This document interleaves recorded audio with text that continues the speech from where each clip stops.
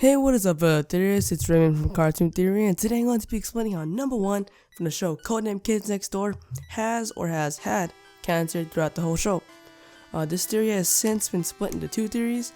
One theory where Numbuh is dying from cancer, and the other theory is where he's a survivor of cancer. Both are equally as crazy. The first one, however, has a lack of evidence other than the fact that Numbuh is bald, which I don't like. It's just like those other cancer theories where a character is pronounced to have cancer solely because they're bald, which is really stupid, Unlike many other cancer theories for shows, the second theory actually has some evidence to back it up, other than the evidence that Numbuh is just bald.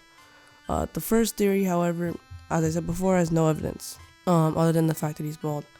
So the first theory is derived from this photo.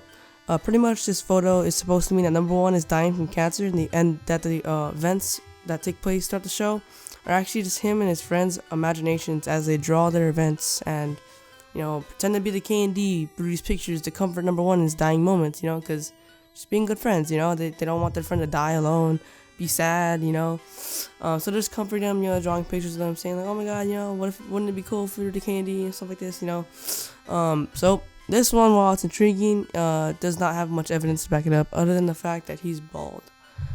However, the second theory explains how Numbuh is a cancer survivor. This has some dialogue from the show and has really good evidence to it. So it starts by saying how throughout most of the show, it has been mentioned by Numbuh himself that Number 5 used to be the leader until she decided to hand the job over to him. So she recruited him. Number 5 even recruited Numbuh herself. But for some reason, she was like, you know what, I'm gonna recruit you and make you the leader. So there's no story or as to why or how she gave the job to Numbuh. It's always just been known throughout the show. But a part of the answer lies in the episode Fountain, where a girl by the name of Leaky Leona gets kidnapped by the delightful children from down the lane. Throughout this episode, Number 4 keeps complaining about the high risks that they are taking to save a single person from the delightful children. Here are his exact words. Okay, run this by me again. Why are we risking our lives to save Leaky Leona? She's never done anything for us. We barely even know her. What are we going to help her for? So he's pretty much just complaining. Why the hell are we helping this girl? She's never done anything for us, And Number 5 responds with this. Because the last time Number 5 didn't help someone kidnapped by the delightful children, they did something she can't ever forgive. In the episode, it's more emotion to it, but I'm just, just saying it. Number 4 then responds with, What did they do that was so bad? And Number 1 says the magic words, they made me bald. Throughout the show, it's like, what? Like, delightful children made him bald, what? Is that why they hate him, So, this is where the theory really starts from. The theory takes a major turn when it says that the delightful children wanted to extract information from Number 1 to use him as a test subject for one of their experiments. Like, what the fuck?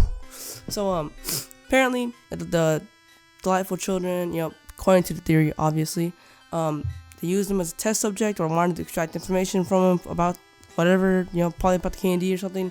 Obviously, he wasn't recruited yet, but he still could have had information or something, So after being tortured or having tests done on him to extract information or, be a test subject, Number 1 is diagnosed with cancer. Number 5 always says she felt bad that the delightful children did something she can't ever forgive. And this is why this cancer theory makes so much more sense. Than she is just, mad at them for making Nigel bald. She's not just mad at them for making Nigel bald. She gave him cancer. They gave him cancer.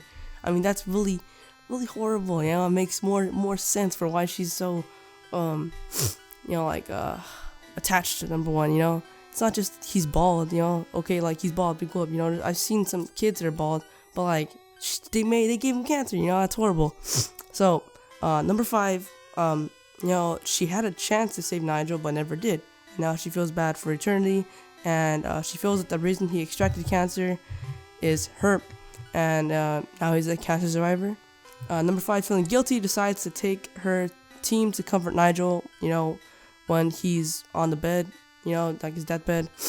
But Number 1 finally shows signs of recovery, and she immediately recruits him to the K&D. She's like, I need you, you need to go here, One, there's 2 reasons for this actually.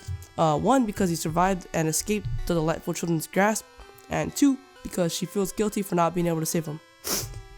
And it's not just that, it's not just this theory gives a reason for him being recruited and for why she cares so much about him. but also she shows so much determination to get him into the K&D, which furthers this theory. In the episode White House, it sheds light on this. You know, her determination to get number 1 into the K&D is really shown in this episode. You know, and number 5 admits that she hacked into the system to change number 1's grades so he can get into the K&D. So sooner or later, either on request from number 1 or both of them, or through number 5's confidence in Nigel or number 1, she makes him the leader. So boom, you know, that's the theory, guys. This theory blew my mind because it was so. It wasn't like the other theories where like, it's just okay, like the character's bald, oh, that he has cancer, you know, like Ed and Eddie, the Johnny has cancer theory. That's just so lame, you know. But although this one uses that too, you know, it uses the bald part of it, it uses other sources, you know, to prove it. That's why this theory is freaking amazing. So thank you guys for watching and help me get to 100 subs. Hopefully next time it's 500 subs. And this theory actually came from a Reddit user, guys. So I'll put his name up right here because I don't actually know his name right now. But I'll put it up right here. Don't forget to subscribe, and if you haven't already, check out my shirts at CartoonTheory.com, or no, CartoonTheory.spreadshirt.com. I have various t-shirts and jackets for men and women, so go check that out. The next theory is going to be on how regular show is one big acid trip. Like this video and subscribe to Cartoon Theory, and see you guys next time. Thanks.